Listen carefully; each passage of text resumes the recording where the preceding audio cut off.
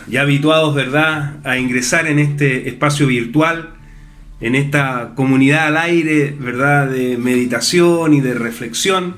Vamos caminando juntos y encontrando a través de las pistas que nos va dando, ¿verdad?, Monseñor Carlos Oviedo Cavada en esta carta pastoral, Los católicos y la política, un verdadero catálogo, un elenco, ¿verdad?, de aquel liderazgo positivo, transformador, atractivo, que tiene que liderar un verdadero dirigente público, político, cristiano en la vida nacional. De esta manera hemos ido recorriendo, ¿verdad?, distintas características que nos ha ido planteando a través de este documento Monseñor Carlos Oviedo Cavada. Y hoy día vamos a entrar a hablar de las dificultades en el ejercicio del poder. Como dicen por ahí, ¿verdad?, no todo es miel sobre hojuelas. Hay tentaciones altas, dice Monseñor Oviedo, y bajas en el ejercicio del poder. Las bajas se refieren al provecho material, y bien pudiéramos enorgullecernos en Chile de una tradición de honestidad sustancial al respecto, que debe mantenerse y aún mejorarse con extrema delicadeza de conciencia, para evitar en el aparato estatal y político, legislativo, municipal, etc., aún la sombra de la corrupción político-administrativa. Tentaciones altas son más sutiles y se relacionan con la soberbia del poder mismo, con su vértigo y su seducción. En relación a ellas se está llamado al desprendimiento de sí mismo, a la humildad personal y de grupo, al servicio desinteresado del prójimo y a la plena disponibilidad para dejar el poder cuando así lo decide la voluntad popular. Interesante, simplemente un muy breve comentario, la precariedad del poder. ¿Ya? El poder de suyo y en sí encierra muchas dificultades en su ejercicio, y nosotros creyentes debemos estar también conscientes de esto y pedir, ¿verdad?, siempre la crítica constructiva, estar abiertos a la cercanía del otro para que en honestidad, en transparencia, nos pueda señalar cuáles son nuestras deficiencias, nuestras debilidades, nuestras torpezas, ¿verdad?, nuestras fragilidades, porque ciertamente somos de barro, como nos dice la Sagrada Escritura. Tenía yo un amigo que decía, cada vez que le tocaba asumir alguna responsabilidad de cierta importancia, lo hago de cara al Señor con temor y temblor, porque francamente no es fácil. Lo estamos viendo hoy día, lo estamos vivenciando, ¿verdad? Cuando Monseñor Oviedo dice acá, ¿verdad?, la baja se refieren al provecho material. Lo dejo al escrutinio y al juicio de valor de ustedes en el hoy de nuestro Chile. ¿Qué nos está pasando? ¿Qué nos ha pasado quizás desde esta fecha hasta hoy día? Después, en las altas, ¿verdad?, cuando él repara a él, y las más sutiles, la soberbia del poder mismo, ¿eh? Esta seducción, si pudiésemos usar esta palabra, de creer de que el poder es dominación, es aplastar al otro, es neutralizarlo en este lenguaje, ¿verdad?, de enemigo más que de adversario. Entonces, es interesante reparar lo que aquí nos propone él, ¿no? Y en el numeral 20 dice, hay otra tentación también, y está en el sentido de totalidad de quienes ejercen funciones políticas, como igualmente de sus partidarios. Para quienes detentan el poder puede parecerles todo bueno lo que han hecho y lo que hacen y sus proyectos, y para quienes se encuentran en la oposición política les parece todo malo el actuar del gobierno o de las autoridades. A tales pareceres siguen por lo mismo actitudes, no se admite ninguna crítica y se las descalifica de antemano, sin análisis, y se mantiene una postura negativa enteramente respecto del adversario, sin concederle ninguna posibilidad de acierto. Con más o menos matices, esta tentación siempre acecha en el debate político, y hay que comprender que en todas las cosas humanas hay una parte de razón y también otra de sin razón. Debe evitarse, por tanto, el sectarismo a que conduce dejarse llevar por esta tentación de totalidad excluyente del parecer contrario.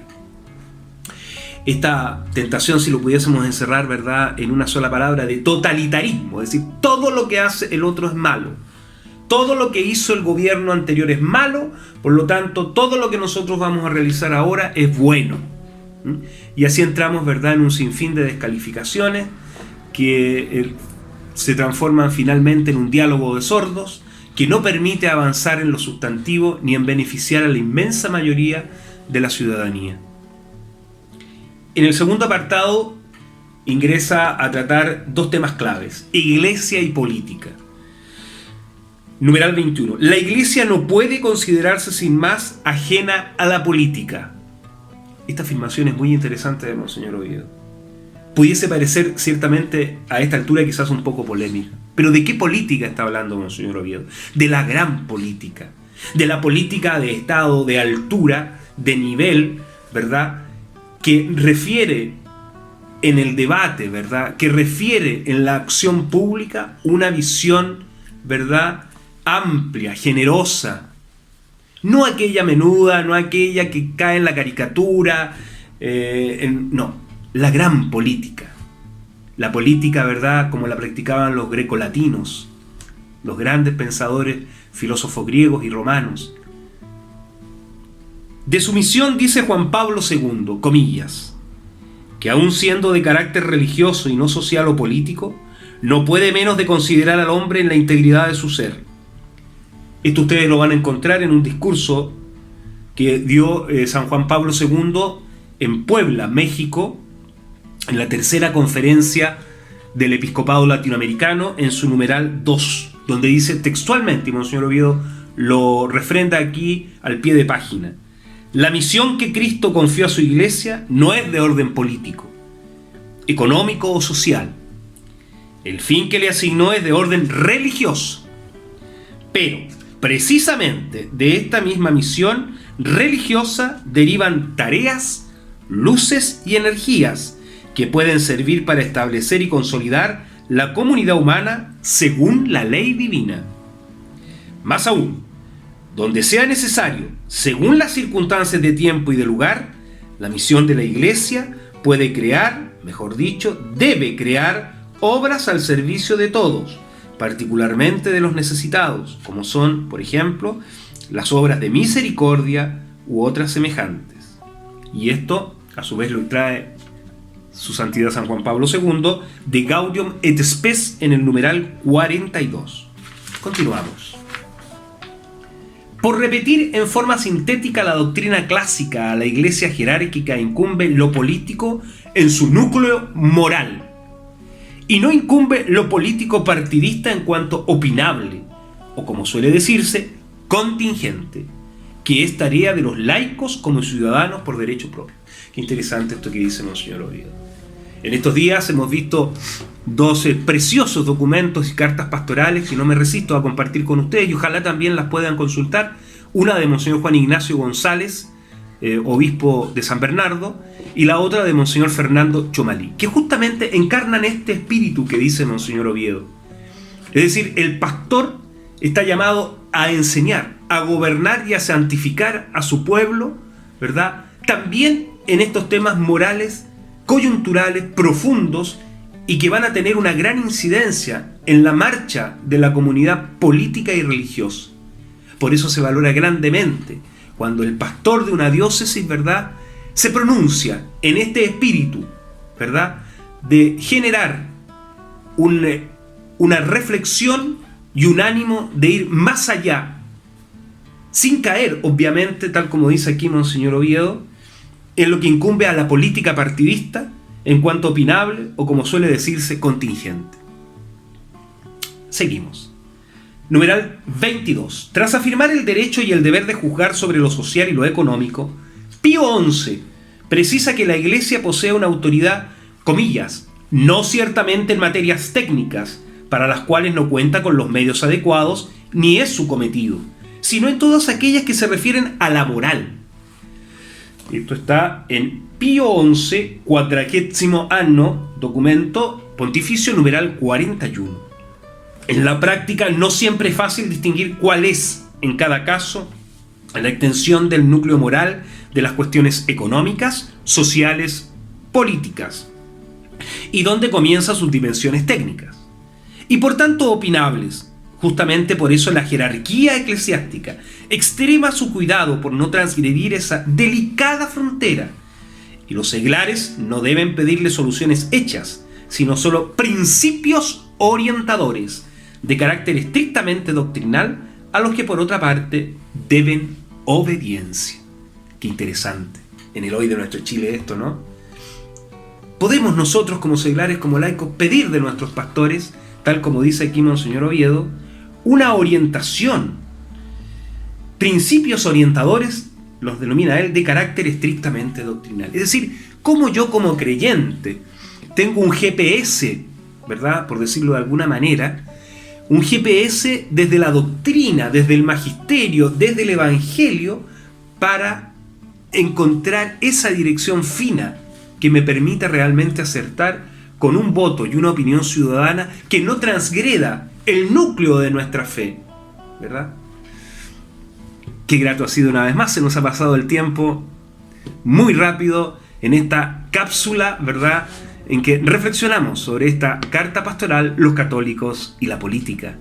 Un agrado una vez más ingresar, ¿verdad?, a este espacio gratuito de tanta riqueza que podemos hacer, a pesar de que no es presencial, pero sí ustedes con sus likes, con sus visitas y compartiendo este material van haciendo iglesia con nosotros, van haciendo comunidad, porque nadie se salva solo.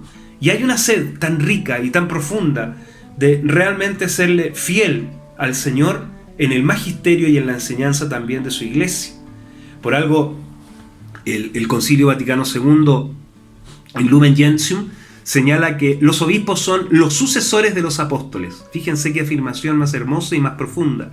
Es decir, desde ya los primeros tiempos de nuestra iglesia, el Señor quiso que hubiese, ¿verdad?, pastores fieles, pastores celosos de su pueblo para orientarlos. Creo yo que Monseñor Oviedo en su corazón tuvo siempre este gran anhelo y por eso nos regala este documento maravilloso que no puede desperdiciarse. Por eso gracias a ti, hermano y hermana, que estás haciendo, ¿verdad?, esta labor de formación cívico-espiritual, que insisto, es de orden moral, es de orden ético. Por eso, qué lindo, qué bien todos unidos, ¿verdad?, mano con mano en el luchar, qué bien todos unidos en el reír y en el gozar. ¿Recuerdan ese canto de primera comunión tan lindo, ¿no?, y tan profundo, que tiene ese mensaje tan dulce, pero tan sutil también, ¿no es cierto?, que nos hace hermanos en la fe, frente también a estos desafíos. Somos una comunidad creyente en medio de otra comunidad que es más grande, que es la comunidad nacional. Por eso incluso una persona no creyente, si quisiera saber cómo piensa el mundo católico frente a estos hechos, tú también puedes compartirle esto. También le puedes invitar a estas pequeñas cápsulas, hermano y hermana. Qué rico, qué gozo poder tener este espacio con ustedes. Soy Jaime Oviedo. Muchas gracias, estimados amigos y hermanos, por seguir y continuar en fidelidad a través de estas cápsulas, profundizando nuestra fe y nuestro magisterio. Será hasta una próxima oportunidad.